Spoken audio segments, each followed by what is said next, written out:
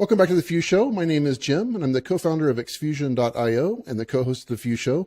I'm excited to be joined by my guests today, Knecht and Dr. Kate Cordell. Kate is the co-founder and CEO of Opeeka. She leads Opeeka as the principal investigator, health services data scientist, and researcher.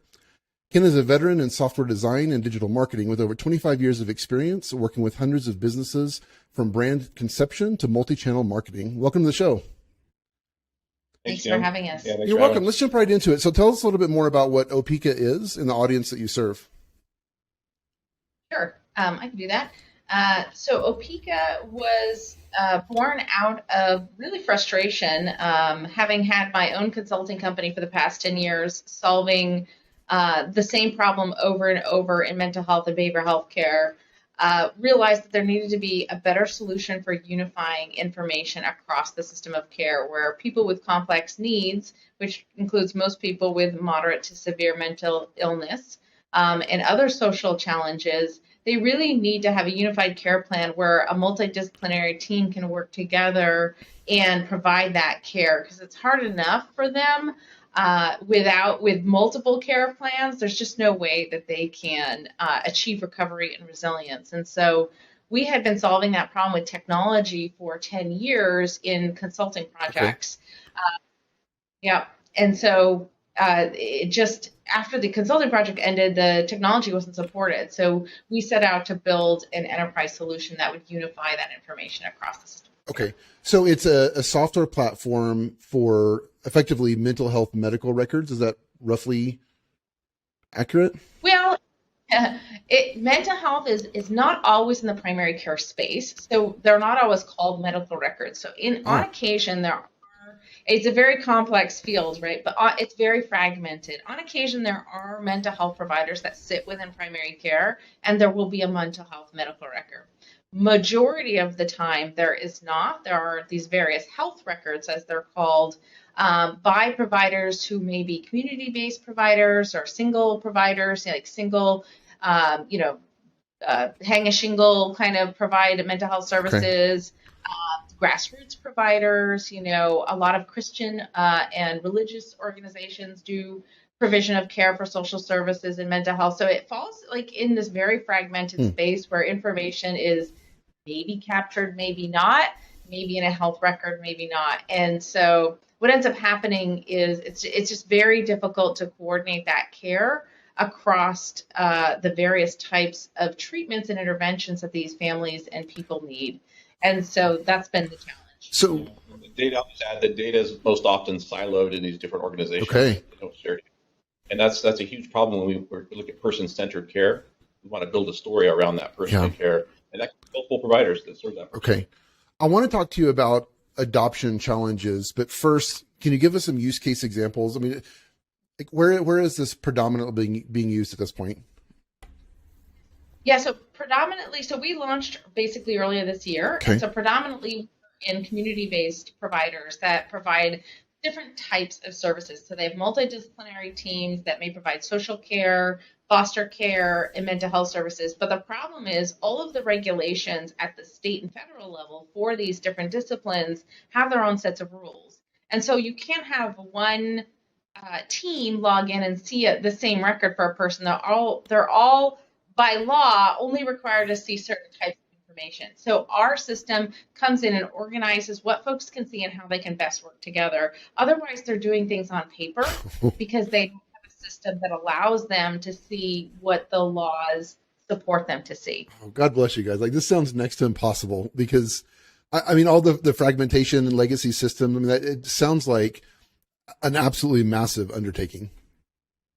It does, but it's not. So that's the beauty of what we did, right? So all of these systems are system oriented. Like they think about the laws and the rules, the regulations and the billing and what are the workflow of the person, the staff. And there's these very convoluted systems that work for one scenario. And what we've done is we flipped that on its head and we've said, hey, you know what really matters? The person being served. What if we orient all the data and information around that person, and then it's so much simpler? Yeah. And we can tag each piece of information around that person as to who gets to see it. Simple as that. It ends up being the person's the center of the universe. the person in care, and everything else revolves around them. And all of a sudden, all that complexity that are built into these systems falls away. Yeah, that's great. Well, I know you all are just getting started, and congrats on your seed round, by the way. That's exciting. So to date, what have been the challenges with adoption, getting people to convert from legacy systems to this new, better, patient-centered approach? Yeah, definitely there have been our share of challenges. I mean, I think the biggest challenge is when you're doing a technology that is a bit disruptive, it doesn't replace another technology that's already there. So the biggest challenge is for folks to see how it fits in within the ecosystem of technology that they're already using or struggling with. And so having to diagram out how we fit together in their workflow or their solution without showing how we're reducing that burden is been the biggest challenge, I think, for us, is just getting people's mind wrapped around. It's not going to be yet another, technology that's come in and disrupt your workflow and cause you these issues. It's actually going to remove the burden and make your workflow easier. Yeah, I think that's well said. I think, dual entry, nobody wants to do dual entry. And that's against our thesis as a company, to have somebody have to do dual entry, because we know how, tapped, especially now, the workforce is. And asking them to do more is not what we're about. So getting people to understand that we just kind of sit on top of everything and do our work in the background, and doesn't change the day-to-day workflow. Okay. Except for the better. Except for the better. Yeah. Okay. I'm curious, why do you all care? Like, what is your big why behind this mission in the first place? Yeah, I mean, I think we both have, I think everybody in our company so far has lived experience and has frustration seeing how fragmented the system is. I can speak to my family having a number of, immediate family members and extended family members with mental illness, severe mental illness, seeing them try to navigate the system, if they even try at all, it's frustrating and impossible. The chances that somebody with severe mental illness is going to recover in a system really depends on luck in who they get to support them and that person staying consistent throughout their care. And for the majority of people, that doesn't happen. They tell and retell their story over and over to clinician and practitioner and, person after person, trying to cobble together some sort of, medication, treatment, modification of lifestyle, and it just doesn't work because already they're challenged with these health issues. And now you're asking them to coordinate across these various providers that don't speak to each other. Yeah. And it fails. It's not a system that works. Yeah. Yeah. Like Kate, family history of mental illness as well. Very close to it. And then when I started working with Kate about 6 years ago, she brought me in on a few projects, and I just saw, I knew there was a problem with the data and trying to use data to look at outcomes. I didn't realize how big the problem was. And so I'm a problem solver, and I like to solve problems. That's what I've done my whole career. And so I saw this as a huge problem, and we set out to solve it through an enterprise solution. That's great. Yeah, I've had personal experience with, my wife and I were in therapy in Oklahoma, and then we moved to Colorado, and like the thought of starting with a new therapist is exhausting because there's so much foundation that we've laid with the previous therapist. So it's not like we're unwilling, but man, it's a big hill to climb. Yeah. What our software does, it builds a story. We call it a story map. It builds a story around that person in care. So when you have a new provider come in and they can look at that at a glance, it's kind of like an infographic about your history and what's happened, your past history, your trauma and things you've experienced. So you don't have to, re-traumatize by having to explain that again. Yeah. So that's kind of what we do. Our software is called Person-Centered Intelligence Solution, PIECES for short. So it really is person-centered, building a story about that person in care to help other providers facilitate care. That's great. Yeah. You highlight success. So not only is it telling, your history and your story, but it's also showing the progress you've made to date, showing the symptoms and the resilience factors that you've addressed and built. And so it's not just saying, here's, Fred with all these issues. It's saying, here's Fred, look at how far he's come. Exactly. That's great. Well, that's super. I'm sure the therapist really appreciates having that information. It gives them a head start as well, and they know where to begin the journey with that particular patient. Definitely, and then there's in this industry in healthcare, there's a lot of turnover. So a lot of information, since it's based on intuition mostly, is lost when somebody leaves a program. So when somebody else comes to pick that up, it's really important to have that data to be able to kind of help you with your work with that person and not have to start from ground zero. Yeah, absolutely. I'm excited to talk to you all about how you support children in foster care. My wife and I have been foster parents for over a decade, and we're adoptive parents as well. So it's something that is extremely important. So we've worked in supporting foster kids in 3 different states, in Texas, Oklahoma, and Colorado, and the differences among them are incredible. Quite shocking, actually, in the way that they do things. But I'm curious what work is you guys do with foster children and families. Yeah, so our software focuses on any individual or family with complex needs that it has a multidisciplinary team of care. And foster youth are, of course, at the top of the list there, where they have school mental health, they have potentially probation, they they have a probation officer potentially, they have mental health services with a provider. Maybe they have some primary care issues, and then that's constantly changing as they're moving around. So they are kind of the highest, priority for our solution, because we can unify that story for them across those different providers, because we're not just medical based.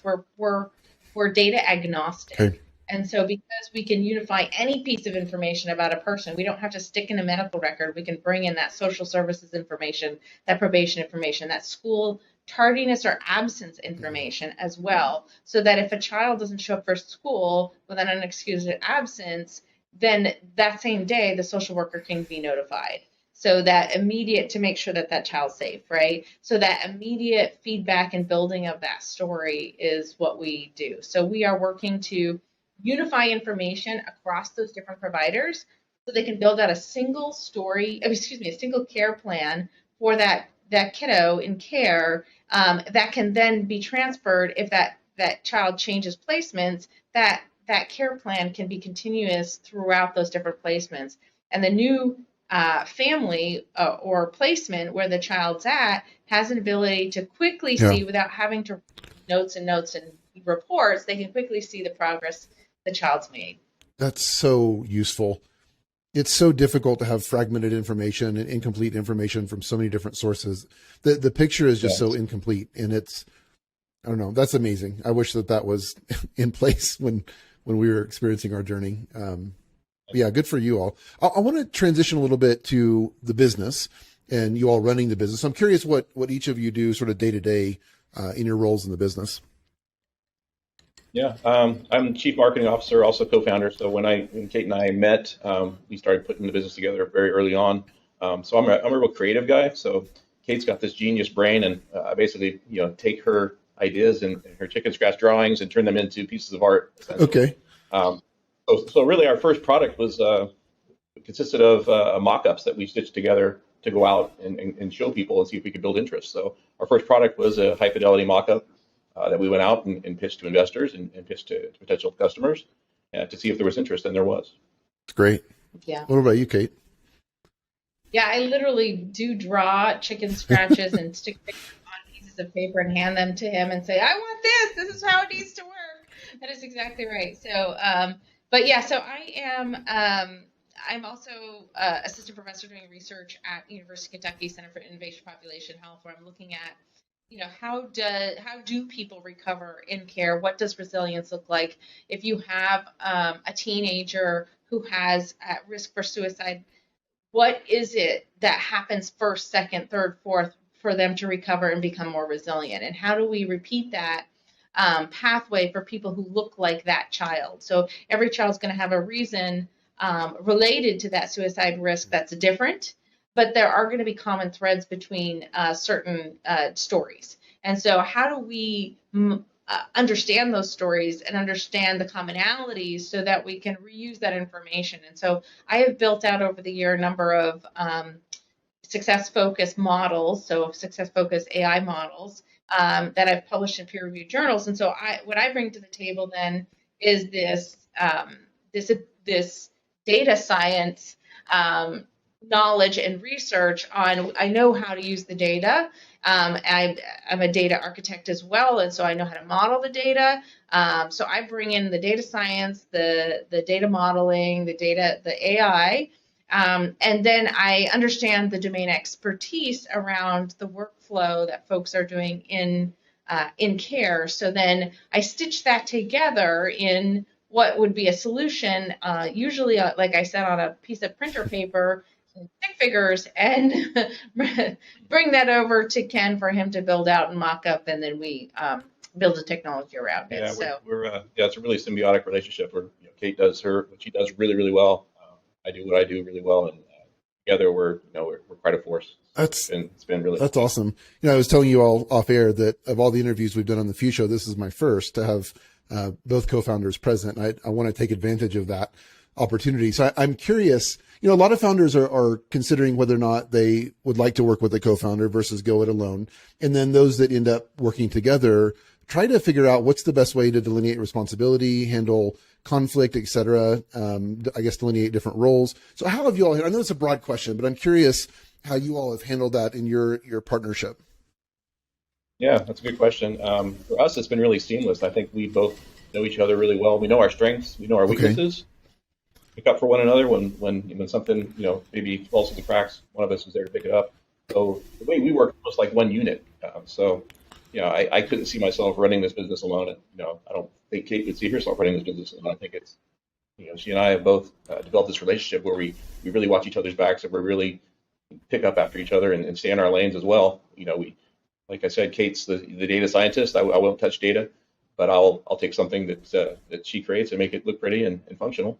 So it's been, like I said, it's almost like we're one unit. It's hard to I don't even see this as being a separate, or could never be a separate entity. yeah, I mean, I had the idea for this or the vision for this solution for at least 8 years, and had pitched it informally to other folks that I had, vendors or whatnot, or folks that I had worked with along the way, and never really found a fit. And I would not have gone it alone. I am somebody, I think, that does better when I can bounce ideas off and talk and get excited. And like, I couldn't imagine, I feel so bad for single founders. I wouldn't be able to, I don't know if I maybe not have the confidence or just maintain the energy level needed to do this. This is the hardest thing. Yeah, hats off to those that do it alone. It's I mean, on days that I'm down, he's Yep. on days that he's down, I'm up, and like, I can't imagine you could get stuck in a rut as a single founder. Kudos to all those single founders out there that are doing it alone. Yeah. But I didn't launch I didn't even think about moving forward on that idea until I met Ken. And when I pitched it to him, and he was probably like the fifth or sixth person, I was like, hey, I got this idea. I really think this could be a product. What do you think? He was like, yeah. I know exactly what you're saying. Let me, here's a mock the next day. Yeah, I had the vision. When she explained it to me, I had the vision early on, and then being on these projects with her, working in the trenches, on seeing some of the issues firsthand, I really got an idea of what we need to do to make some impact. Yeah. And I think it has to do with us both having similar lived experience. Okay. So it wasn't like I was pitching a foreign idea to him. He had seen, the consequences of it not working well. I see. Yeah, I was talking to a founder just a few days ago about the value of knowing yourself. And I was sharing with him, I'm 39 now, and I feel like I'm just now getting to the point where I really understand my strengths and weaknesses. And that's a real advantage in my business partnership as well. And I'm curious, it sounds like that is true for both of you. And I'm curious if you all had started this, I don't know, 20 years ago, 15 years ago, whatever, maybe at a time when you knew yourself less well, would it have been as successful? No, I don't think so. Personally, like yourself, when I was much older than you are, but when I was at your age, I think there was a lot of self-discovery and things that you basically at that point, when you're young, you think you can do it all. Yeah. I think you have this mentality of I can take on anything, I can do anything, which is great. But the fact of the matter is you need help, and you need to get help from other people and be a team and realize that you have weaknesses that people can help you with. Yeah. I mean, I honestly feel like I am more capable today than I ever have been in my entire life. And, I'm 46. But when I was 26, I don't think I could have thought or as clearly, worked as hard or as long, which is strange, or Hmm. even at 36. I think at this age, I am really hitting my stride finally. And I don't know if that's because, when I was younger, I had a lot of, laundry to fold and pack away. And I finally got to the point where I feel like, that at that level of confidence, and I'm allowing myself to be that productive. And I've put aside all of those things from when I was younger. But if I had tried this when I was younger, I would have gotten beat up so bad I probably would have given up because it's not easy. There is plenty of people that are going to tell you no, and this isn't going to work, and you're going to fail. And if you believe them, or you don't have confidence in yourself and your abilities and that experience behind it, like, no, I've done this. I did consulting for 10 years. I know how this works.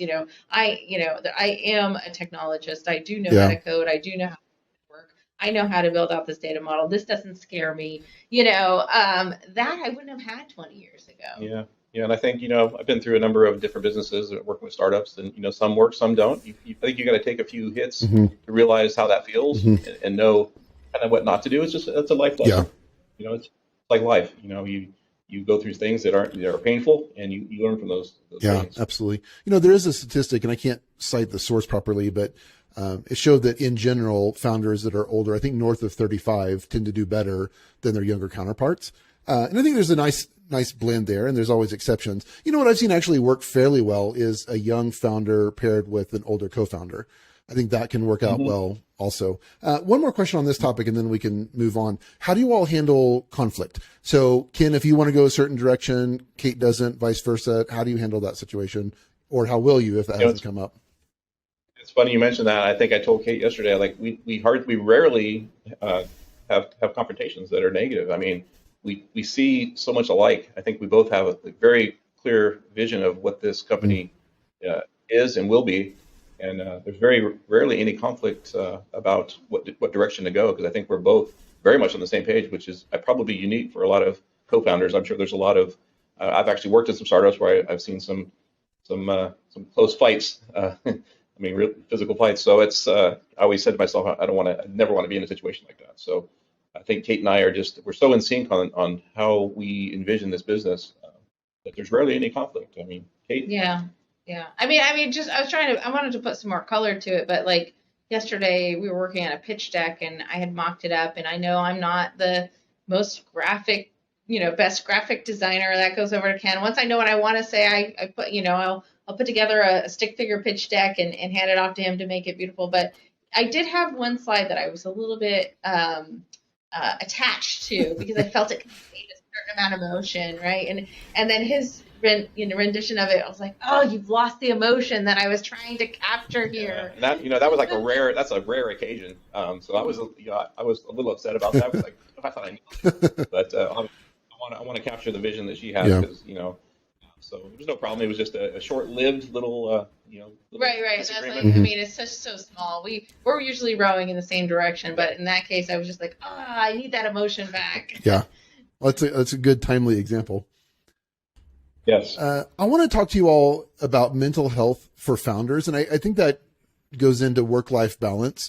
So I'm curious how you think of that. I know that I enjoy talking about mental health, therapy, et cetera, with founders. I feel like that there's an increasing amount of adoption among founders to be willing to discuss that, maybe provide benefits to their team, make it less taboo, et cetera. And again, I apologize for the broadness of the questions, but I'm curious how you all think about, I guess, taking care of yourselves and other founders from a mental health perspective. And that's a great question. I mean, we've all, over the last few years, we've all as a race, as a human being, learned a lot about mental health. Yeah. Before the pandemic, Kate and I were out pitching our ideas to investors in the Bay Area, and they didn't want to touch mental health. They didn't understand it. They didn't want to touch it. No interest at all. Nobody cared. Probably one of the only real silver linings of the pandemic was now that mental health is really under a microscope. People are looking at it. They're not afraid to talk about it. They're getting help for it, and that's kind of bleeding over into the workforce. We do a lot. We found that our product works really well with workforce well-being. So that's an avenue we're looking at, getting into and doing a lot more in because it makes a lot of sense. Yeah, and I'll add to that. I think it starts with the language you use. So we promote success focused care through our product for our customers, but we also speak success focused internally in our organization. And so in terms of our employees, when we have annual reviews or we eat our own dog food, we use our own software for tracking on our own, what are those called? The company core values. Yeah. Our own core values, right? So tracking on our own core values about how our employees feel about the core values. We also, in our annual reviews, use success-focused language where it's not, if you look at a typical annual review, it's like, what have you done wrong? Where are the demerits? And it's where are your strengths? Where are your skills? What skills do you want to build? Is this a centerpiece skill or is this a skill to build? And we flipped everything so that our language is always success focused. So if we're trying to solve a problem, we really focus on, how do we find success? How do we achieve success with that problem? Not, becoming stagnant and complaining. And we use a whole language around success. And I think we have a great team. We have so much fun. Everybody on our team, I think, has fun. We have game night every month and stuff. And so we just really gels because I think we really try to focus on helping everybody achieve success. And that's one way that I think internally we address mental health. I know externally I go out on hikes and I prioritize that. So sure. For me, it's like I need to get out into nature and prioritize that for myself. But yeah, I think it's a communication with staff. An annual review that's once a year. I mean, I think doing pulse surveys in between to keep a pulse on how they're feeling, how they feel at their job, how they're feeling overall. And so when you get to that annual review, it's not again, it's kind of our software. It's building a story about that person. So when you get to the end of the year for the annual review, you kind of have a pulse on kind of where they're at already, and they feel like they're being heard, and you're addressing their needs personally. So I think it's just keeping those communications open and not having people siloed in their cubicles, bringing them together more. Yeah. I'll have one more point to make on this, and I'm a process engineer. I'm always about, the way the data flows, the way the work flows, and what is the process. And, another thing we always say is if something goes wrong, where did the process break down? It's not whose fault it was. It's like, where did our process break down? How can we improve our process so that this doesn't break down that way again? So there's not finger pointing, which I think helps with mental health as well. I think when you get organizations that have a lot of responsibility on people rather than process tend to have a lot more mental health concerns among them. It's definitely something that's top of mind for us. Our org has been around for about a year and a half, and we have about 50 people, and we provide customer support to startups and have team in different locations, including Nairobi, Kenya, and then the Philippines. So we're trying to understand culture as well, different cultures and different, I guess, willingness for transparency, vulnerability as it relates to mental health. And also just like we've had some of our team be suicidal, and we're trying to figure how do we handle this as a fully dispersed team? Where's the balance between privacy and us being involved? And we're just trying to navigate all that, and it's tough. And somewhat related, and tell me if this is too much, we can move on. But I'm curious how open you all are with each other and with your team from a transparency, vulnerability perspective in sharing your own mental health journey and any sort of challenges that you face. Is that something you keep pretty tight on, or are you open to sharing that? I think we're pretty open. I mean, given the space that we're working in, I think it's pretty easy for us to be expressive of our own personal pains and trials and tribulations. But I think we've developed such a close relationship, just being able to talk with our staff and often enough to where they feel comfortable telling us things that some people might not be comfortable telling in other places. How do you get over how can I phrase this? The perceived weakness or the fear of being perceived as weak. Now, this can be from you, Ken or Kate, or also just your staff. And let's say you have one of your leaders is struggling from a mental health perspective, and they don't want to be viewed as weak in front of you or not competent, et cetera. So how do you mitigate that? Well, we have an advantage because, we support the field. So if you have lived experience, it gives you more credibility in our field than if you don't. Sure. Yeah. So it's a little different for us because those with lived experience, they understand and they can really, when they're working with our customers, they can really speak with more compassion about the work that our customers are doing in mental health field. So unfortunately, where our organization probably won't translate into other organizations and other cultures, because we always talk about, what we expect for our customers to do is be compassionate for the people they serve. And so, of course, then we are compassionate with each other in that same way. Well, that makes a lot of sense. Well, we're coming up on time, and I want to be respectful of your time, but I do have one more question that I'd love for each of you to answer if you're willing. And that is, if you were to go back in your founder journey, now you can pick the time, maybe 10, 15, 20 years ago, and give advice to your younger self based on what you've learned during your journey, what would you say to yourself? Myself personally, I would just say stay driven. I remember just having an entrepreneur mindset since I was in my early teens. So I've never lost that. I've always envisioned being a business owner and leading a team. So it's, you can listen to a lot of the noise around you. There's some people that aren't going to be your fans. They don't want to see you succeed. You gotta learn how to take that and shut it out, and take it and learn from it, but maintain that, that passion to succeed and be strong and see your way through it. It's great.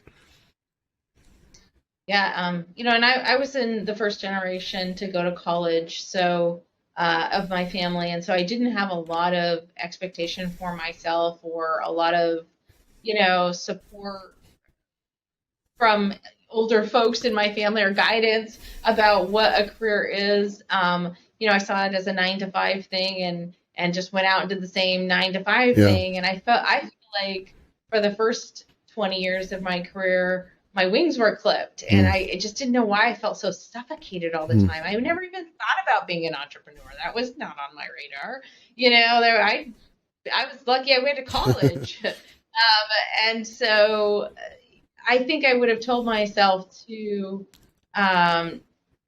think bigger and to, I would have left sooner, I think, the confines of a 9 to 5 job where I felt suffocated, and really allowed myself to spread my wings a lot sooner. Because now that I feel like I'm at full sprint now. Whereas when I was younger, I just felt so suffocated and caged. Yeah, I would just say to my younger self, it is very hard to do this. It's extremely hard. But, just keep your passion, and, despite what you might hear and think, it has more rewards than it does pitfalls. Yeah, absolutely. Well, Kate and Ken, thank you both very much. I really appreciate it. I'm super excited about the work that you all are doing and certainly very inspired as well. Website is opeeka.com. That's OPEEKA.com. And you all both are on LinkedIn. What's the best way for people to reach out if they want to learn more about what you all do and maybe implement it in their org?